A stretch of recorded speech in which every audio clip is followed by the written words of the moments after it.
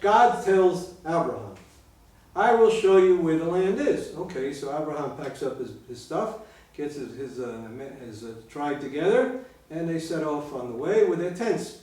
And according to the story here, well, one day they wake up in the morning and Abraham's all set to go, because remember God told him, lech lecha. In other words, go.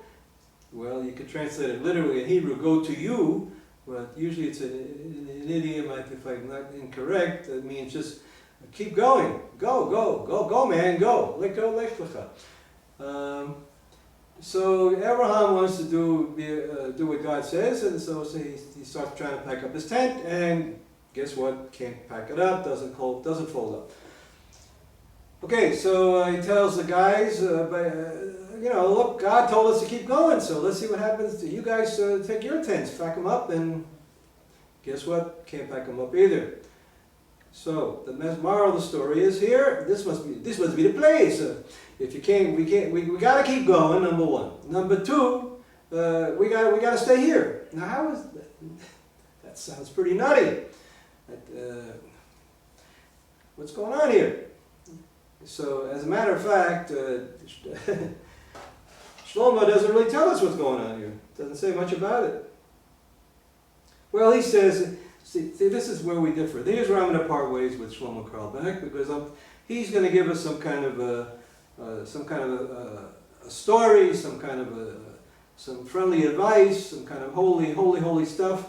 And I, on the other hand, am going to look for the deeper, what I would say, the deeper logic that's going on here.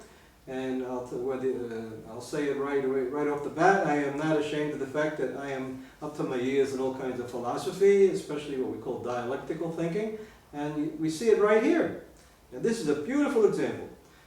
So, if you've seen any of my videos, I keep using this example from Maimonides' Guide, Part 2 of Maimonides' Guide, where he quotes 26 principles right out of Aristotle, and he tells you, I'm going to quote 26 principles right out of Aristotle, and he's not embarrassed about doing that, and if Maimonides is not embarrassed about Aristotle, so I'm not going to be embarrassed about Aristotle either, and I'm going to focus on principle number 13 and 14, and the main point there is that there are two kinds of motion.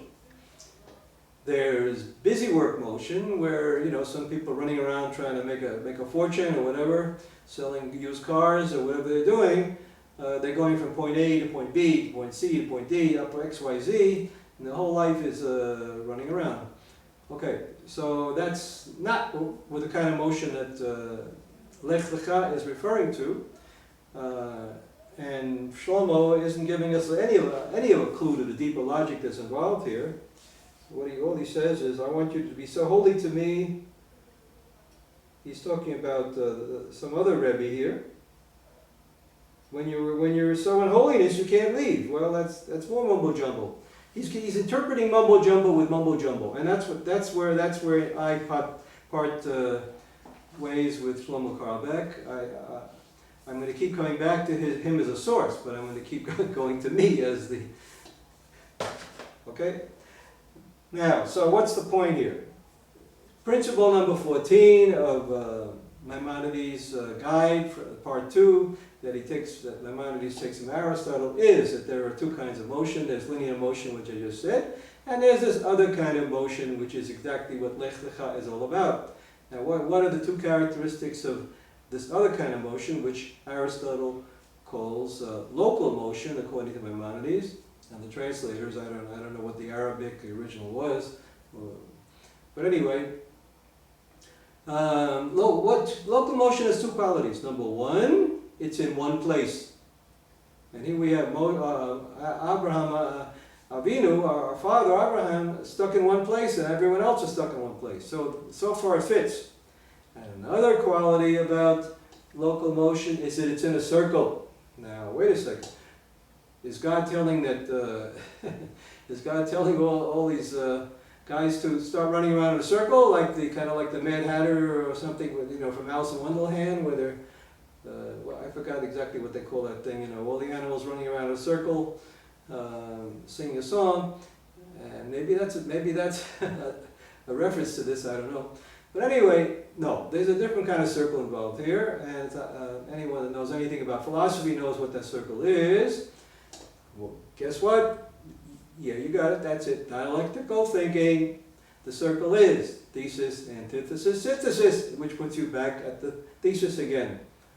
So I go from the thesis to the antithesis to the synthesis, and then that synthesis becomes a new thesis. And so, okay, so that's a lot of jargon, but what I mean by that, the thesis, the way I understand it right now for this purpose, is could be anything, any item, any experience, anything, any object, whatever it is.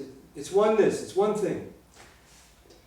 And somehow, as this thing goes through its existence, its life, it gets broken down into all kinds of opposites. For example, let's take the color whiteness, all right?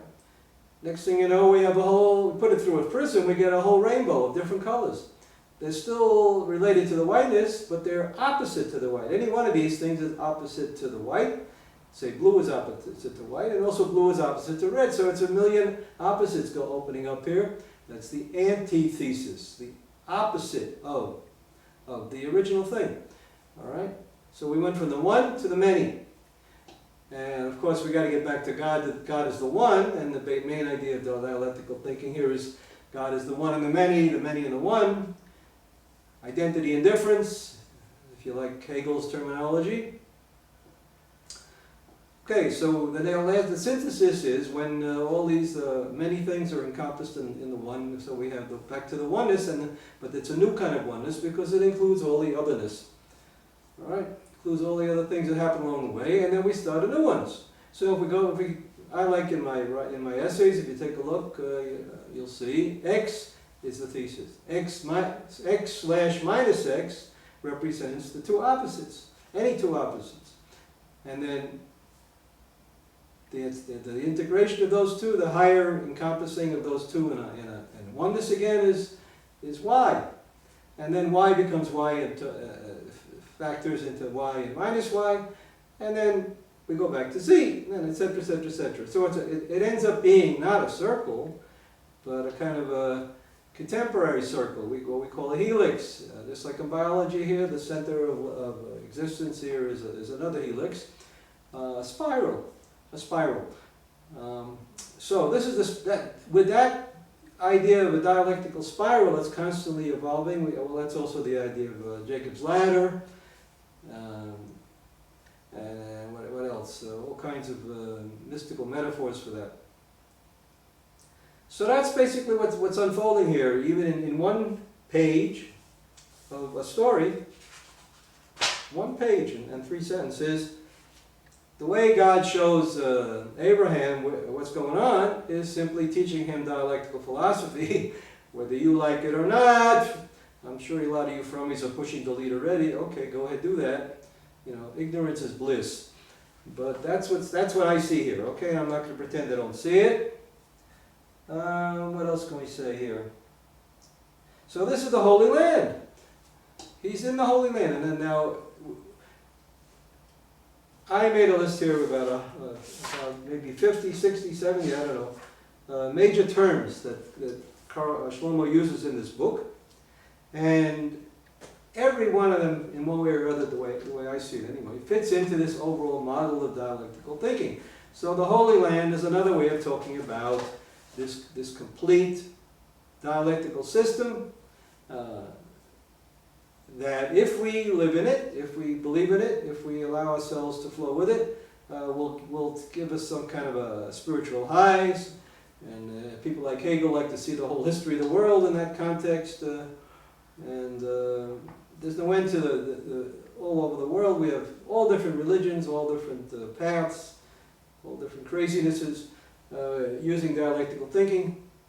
And so Judaism is no different than them in that sense, except that it interlaces it with the whole history of Jewish thinking and Jewish folklore and the Bible, whether you read it as truth, whether you read it as folklore, whatever it is. But so we're talking about dialectical thinking with Jewish labels, and that is what I would call the Kabbalah. All right, okay. That's the way I understand it. I go along with Harry Wolfson's book on Philo, and he locates the place where Greek philosophy and the Tanakh, the Bible, came together in this Philo in Alexandria, back around the time of J.C.